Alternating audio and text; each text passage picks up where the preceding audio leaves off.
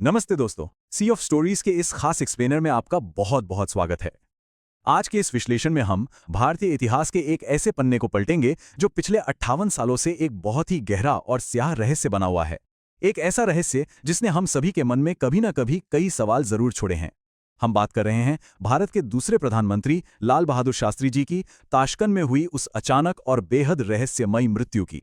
आधिकारिक तौर पर तो देखिए, इसे हार्ट अटैक कह दिया गया था, लेकिन जब आप सबूतों और उस वक्त के हालात को देखेंगे तो वो कुछ और ही कहानी बयां करते हैं। तो चलिए सीधे गहराई में उतरते हैं और उन साक्ष्यों का विश्लेषण करते हैं।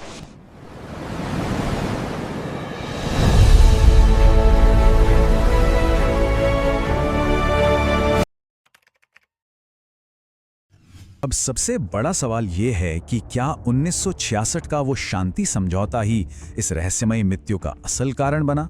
इसे समझने के लिए हमें थोड़ा सा पीछे जाना होगा। देखिए, 1965 का भारत पाकिस्तान युद्ध बस अभी खत्म ही हुआ था। शास्त्री जी के मजबूत नेतृत्व में भारतीय सेना लाहौर तक जा पहुंची थी। पाकिस्तान पूरी तरह से बैकफुट पर था। अब ऐसे में दुनिया भर से, खासकर सोवियत संघ और अमेरिका से भारी दबाव आ रहा था, और इसी दबाव के चलते 10 जनवरी 1966 को उज़्बेकिस्तान के ताशकंद में एक शांति समझौता होना था। आप तो जानते ही हैं कि शास्त्री जी दबाव में झुकने वालों में से नहीं थे। उन्होंने साफ कर दिया था कि जीती हुई जमीन, विशेषकर हाजी पीर पास, वो वापस नहीं देंगे। लेकिन फिर ऐसा क्या बदल गया कि शाम 4 बजे समझौता साइन करने वाले एक बिल्कुल स्वस्थ प्रधानमंत्री की कुछ ही घंटों बाद रहस्यमय तरीके से मृत्यु हो गई? तो चलिए अब 10 और 11 जनवरी 1966 की उस मनहूस रात की घटनाओं पर एक नजर डालते हैं। शांति समझौता साइन होने के बाद सोवियत संघ के ताशकंद शहर के उस दानचा, यानी उस घर में जो कुछ भी हुआ, उसका टाइमलाइन समझना बहुत जरूरी है। रात के करीब 10:20 हो रहे थे। शास्त्री जी ने भारत में अपने परिवार को फोन किया। वो जानना चाहते थे कि ताशकंद समझौते पर देशवासियों का क्या रिएक्शन है। इसके बाद उनके निजी सहायक रामनाथ ने उन्हें दूध और इज़क बोल दिया। सब कुछ बिल्कुल नॉर्मल लग रहा था, लेकिन रात के 1:20 पर अचानक उनके कमरे के बाहर मौजूद स्टाफ को एक अजीब सी आहट सुनाई दी। देखा तो शास्त्री जी अपना सीना पकड़े हुए दरवाजे पर खड़े थे। उन्हें तुरंत बिस्तर पर ले जाया गया। उन्हें जोर जोर से खांसी आने लगी, सांस लेने में तकलीफ होने लगी।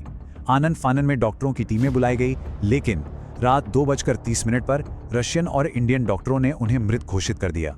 इतनी जल्दी सब कुछ खत्म हो गया।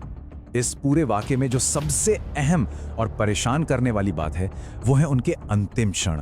वहां मौजूद लोगों के मुताबिक जब उनका चेहरा पीला पड़ चुका था, तब उनके आखिरी शब्द थे, ओ मेरे राम, ओ मेरे बाप। लेकिन यहां एक बहुत ही चौंकाने वाली घटना हुई। अपनी अंतिम सांस लेने से ठीक पहले शास्त्री जी ने अपने बिस्तर के पास रखे एक थर्मस की तरफ इशारा किया था। अब सवाल यह है कि वो इशारा किस लिए था? क्या उस थर्मस के पानी में कुछ मिला हुआ था? दोस्तों, ये एक ऐसा सवाल है जिसका जवाब आज 58 साल बाद भी किसी के पास नहीं है। उस कमरे में शास्त्री जी के निजी चिकित्सक डॉक्टर RN चुग भी मौजूद थे। उन्होंने शास्त्री जी को बचाने की हर मुमकिन कोशिश की। इंजेक्शन लगाए, CPR दिया, लेकिन कोई फायदा नहीं हुआ। जब दिल की धड़कन हमेशा के लिए शांत हो गई तो डॉक्टर चुग ने भारी मन से कहा, बाबूजी, आपने मुझे मौका नहीं दिया। और बस इसके साथ ही उस दांचा में एक ऐसी खामोशी छा गई जिस पर विश्वास करना नामुमकिन था। देश ने अपना एक बेहद मजबूत और चहेता नेता खो दिया था। अब हम बात करेंगे उन अजीबोगरीब विसंगतियों की, उन निशानों की जिन्होंने सीधे तौर पर कई सवाल खड़े कर दिए।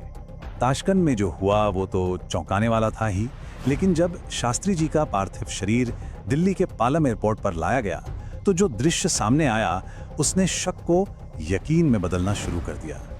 आमतौर पर मृत्यु के बाद शरीर में सूजन आने में कम से कम 48 घंटे लगते हैं, और वो भी गर्मी के मौसम में। अब जरा सोचिए, ताशकंद में जनवरी की जमा देने वाली ठंड थी, फिर भी महज 18 घंटों के भीतर शास्त्री जी का शरीर इतना फूल गया था कि उनकी बनियान को फाड़कर उतारना पड़ा था। और इतना ही नहीं, उनकी पत्नी ललिता जी ने खुद देखा कि उनके पेट और गर्दन के पीछे से खून रिस रहा था और पूरा शरीर गहरे नीले रंग का पड़ चुका था। ये नीला रंग और इतनी तेजी से आई सूजन, ये सीधे तौर पर जहर दिए जाने की आशंका की तरफ इशारा करते हैं। और इन सब के बीच जो सबसे बड़ी विफलता रही, या कुछ लोग इसे एक सोची समझी साजिश भी कहते हैं, वो थी एक बुनियादी जांच का ना होना। मतलब सोच कर देखिए, एक देश का प्रधानमंत्री विदेश में अचानक मृत पाया जाता है। उसके शरीर पर नीले निशान हैं, खून रिस रहा है, लेकिन उसका पोस्टमार्टम तक नहीं किया जाता, न तो सोवियत संघ में और ना ही भारत में। परिवार लगातार गुहार लगाता रहा, मिन्नतें करता रहा, लेकिन बिना किसी ऑटोप्सी के ही 13 जनवरी को उनका अंतिम संस्कार कर दिया गया। किसी भी मृत्यु की जांच में पोस्टमार्टम सबसे पहला और बुनियादी कदम होता है, और इसे जानबूझकर दरकिनार कर दिया गया। अब जो मैं आपको बताने जा रहा हूं वो इस पूरे रहस्य को किसी थ्रिलर फिल्म से भी ज्यादा खौफनाक बना देता है। गायब होते गवाह। घटना के 10 साल बाद तक तो कोई आधिकारिक जांच हुई ही नहीं। फिर जब बहुत ज्यादा दबाव बढ़ा तो राजनारायण इंक्वायरी कमेटी बनाई गई। लेकिन इस इंक्वायरी के साथ जो हुआ वो रोंगटे खड़े कर देने वाला है। उस रात के मुख्य गवाहों की संख्या केवल 2 थी। पहले डॉक्टर चुग, जिन्होंने इलाज किया था, और दूसरे रामनाथ, वो सहायक जिसने आखिरी बार उन्हें खाना और पानी दिया था। अब सुनिए, जब इन दोनों को जांच कमेटी के सामने गवाही देने के लिए बुलाया गया तो गवाही देने से ठीक पहले ये दोनों अलग अलग और बेहद संदिग्ध सड़क दुर्घटनाओं में मारे गए। गवाह खत्म, केस खत्म। क्या यह सिर्फ एक इत्तेफाक था? आप खुद सोचिए।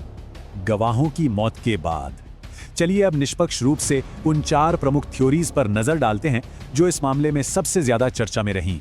अगर हम उस वक्त के पूरे जियोपॉलिटिकल सिनेरियो को देखें तो संदिग्धों की लिस्ट में 4 नाम आते हैं: पाकिस्तान, सोवियत संघ की केजीबी, अमेरिका की CIA और खुद भारत के आंतरिक राजनेता। अब अगर पाकिस्तान की बात करें तो उस समय वो खुद भारतीय सेना से खौफ में थे, तो उनका ऐसा दुस्साहस करना थोड़ा अतार्किक लगता है। और केजीबी, सोवियत संघ तो दुनिया के सामने एक शांति दूत बनने की कोशिश कर रहा था। अपनी ही जमीन पर किसी विदेशी नेता की हत्या करवाकर वो अपना ग्लोबल ट्रस्ट कभी नहीं खोना चाहते थे। तो फिर CIA की थियरी क्या कहती है? देखिए, शास्त्री जी के केवल 18 महीने के छोटे से कार्यकाल में भारत ने ग्रीन रिवॉल्यूशन के जरिए अनाज में आत्मनिर्भरता की तरफ बहुत बड़ा कदम बढ़ाया था। इससे अमेरिका की भारत पर जो पकड़ थी वो कमजोर हो रही थी। लेकिन इससे भी बड़ा कारण था डॉक्टर होमी भाभा का परमाणु कार्यक्रम। भारत एक परमाणु शक्ति बनने के बहुत करीब था और शीत युद्ध के उस दौर में अमेरिका को ये बिल्कुल भी मंजूर नहीं था। और सबसे हैरान करने वाली बात तो यह है दोस्तों कि शास्त्री जी की मृत्यु के ठीक 13 दिन बाद ही डॉक्टर होमी भाभा की भी एक बेहद रहस्यमयी विमान दुर्घटना में मौत हो गई। हमारी चौथी थ्योरी इशारा करती है आंतरिक राजनीति की ओर। ऐसा माना जाता है कि अगर शास्त्री जी जीवित रहते तो शायद सत्ता के समीकरण कुछ और ही होते। इस थ्योरी को सबसे ज्यादा बल इस बात से मिलता है कि 58 सालों तक कोई ढंग की जांच ही नहीं होने दी गई। और तो और जो राजनयिक उस रात ताशकंद में मौजूद थे, जैसे कि TN कॉल, जिन्होंने पोस्टमार्टम के लिए साफ मना कर दिया था, उन्हें घटना के कुछ ही समय बाद बहुत तेजी से बड़े पदों पर प्रमोट किया गया। सिस्टम की यह चुप्पी आज भी कई सवाल खड़े करती है। और अब इस पूरी कहानी का द फाइनल ट्विस्ट, एक ऐसा चेहरा जो उस ताशकंद समझौते की भीड़ में मौजूद था। इस रहस्य में एक और चौंकाने वाला मोड़ आता है जो इसे भारत के एक और बहुत बड़े ऐतिहासिक रहस्य से जोड़ देता है। यूके के एक मशहूर फॉरेंसिक एक्सपर्ट हैं नील मिलर। उन्होंने ताशकंद समझौते की कुछ तस्वीरों और वीडियो फुटेज में दिख रहे एक अनजान व्यक्ति की फेस मैपिंग की, और उनका जो निष्कर्ष था उसने सबको हिलाकर रख दिया। उन्होंने बताया कि ये चेहरा किसी और का नहीं बल्कि नेताजी सुभाष चंद्र बोस से सबसे ज्यादा मेल खाता है। अब जरा पीछे चलिए। मैंने आपको बताया था कि फोन पर शास्त्री जी ने अपने परिवार से कहा था कि वे देशवासियों के लिए एक बहुत बड़ी खुशखबरी ला रहे हैं, एक ऐसी खबर जिसे सुनकर लोग हाजी पीर पास का सारा गुस्सा भूल जाएंगे। तो क्या वो खुशखबरी नेताजी के जीवित होने की थी? क्या शास्त्री जी भारत आकर यही ऐलान करने वाले थे? और घूम फिर कर हम वापस इसी सवाल पर आकर खड़े हो जाते हैं। 58 साल बीत चुके हैं। वो सूजा हुआ नीला शरीर, वो गायब पोस्टमार्टम रिपोर्ट, वो मारे गए गवाह और ये अनसुलझे रहस्य। क्या कभी इस खामोशी को तोड़ा जाएगा? क्या कभी हम भारतवासियों को सच में ये पता चल पाएगा कि ताशकंद की उस ठंडी रात में असल में क्या हुआ था? ये एक ऐसा एक्सप्लेनर है जो हमें सच में सोचने पर मजबूर कर देता है। अगर आपको ये विश्लेषण जानकारीपूर्ण लगा हो तो सी ऑफ स्टोरीज चैनल को लाइक, शेयर और सब्सक्राइब जरूर करें, ताकि इतिहास के ऐसे ही पन्ने हम आपके सामने लाते रहें। आज के लिए बस इतना ही। आपसे फिर मुलाकात होगी।